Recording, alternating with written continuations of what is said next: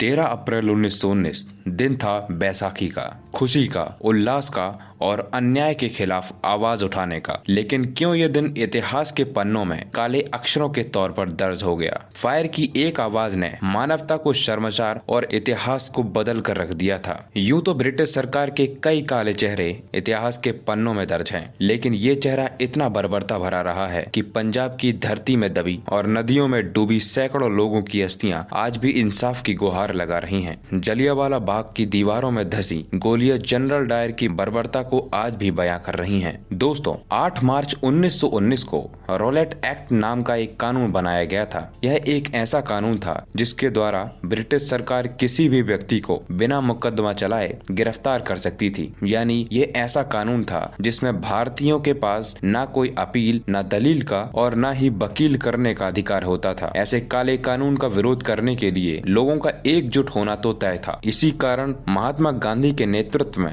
8 अप्रैल को सारा देश इस कानून के खिलाफ एकजुट हो गया और इस विरोध की सबसे बड़ी आग पंजाब में लगी थी। और यहाँ हिंदू, मुस्लिम और सिख की ऐसी एकता देखने को मिली कि ब्रिटिश सरकार के होश उड़ चुके थे। लेकिन यह जुलूस की आग तब और दहक उठी जब 10 अप्रैल को अमृतसर के दो बड़े सामाजिक नेता डॉक्टर सैफुद्दीन किचलू और डॉक्टर सत्यपाल को गिरफ्तार कर लिया गया। इसके विरोध में पंजाब में जगह जगह छोटी छोटी वारदात सामने आने लगी। इसे देखकर माइकल ओडायर ने लाहौर और अमृतसर में मार्शल शासन लागू कर दिया। लेकिन इस आदेश को अमृतसर पहुंचते पहुंचते देर हो चुकी थी। यह आदेश 14 अप्रैल तक पहुंचा था। अब तक काफी देर हो चुकी थी। 13 अप्रैल को लगभग शाम के 4 बजे हजारों की संख्या में लोग रॉलेट एक्ट का विरोध करने के लिए जलियांवाला बाग में सामाजिक बैठक के लिए एकत्रित हुए थे। यह बैठक बिल्कुल शांतिपूर्वक थी, लेकिन उस दिन जनरल डायर के सर पर खून सवार था। जनरल डायर उस दिन 25 गोरखा और 25 बलूच सैनिकों के साथ राइफल से लैस जलियांवाला बाग के मेन गेट पर पहुंच जाता है। उसने इसे सरकारी आदेशों का उल्लंघन मानते हुए निहत्थी भीड़ पर गोलियों की बरसात करवा दी। इस भीड़ में बच्चे, बूढ़े, औरतें और जवान सभी शामिल थे। उसके बावजूद भी उसने फायर का आदेश दे दिया। साथ ही साथ जनरल डायर ने सैनिकों को यह आदेश दिया था कि जब तक गोलियां खत्म न हो जाएं, तब तक फायर करते रहना। कहा जाता है इसी दौरान कुछ 1650 राउंड फायरिंग हुई थी और उस समय जलियांवाला बाग में 10 से 12,000 लोगों की भीड़ शामिल थी। ब्रिटिश सरकार के अनुसार इस नरसंहार में 379 लोगों की जानें गईं, लेकिन मीडिया दर्शकों के अनुसार मौत का आंकड़ा 1000 से भी ज्यादा था। बच्चे, बूढ़े, औरतें और जवान सभी को एक साथ मौत के घाट उतार दिया गया। इसके बावजूद न ही ब्रिटिश सरकार झुकी और न ही जनरल डायर को कोई सजा हुई। इस कर्मकांड के बाद जनरल डायर को 6 महीने की छुट्टी दे दी गई और इसी दौरान वह इंग्लैंड चला जाता है। 1940 आते आते जनरल डायर रिटायर हो चुका था। इसी दौरान भारतीय वीर कपूत उधम सिंह ने एयर ईस्ट इंडिया एसोसिएशन द्वारा आयोजित एक मीटिंग में 6 गोलियां जनरल डायर की छाती पर दाग दी, जिससे डायर की मौके पर ही मौत हो जाती है। आखिर उधम सिंह ने जलियांवाला बाग कांड के हत्यारे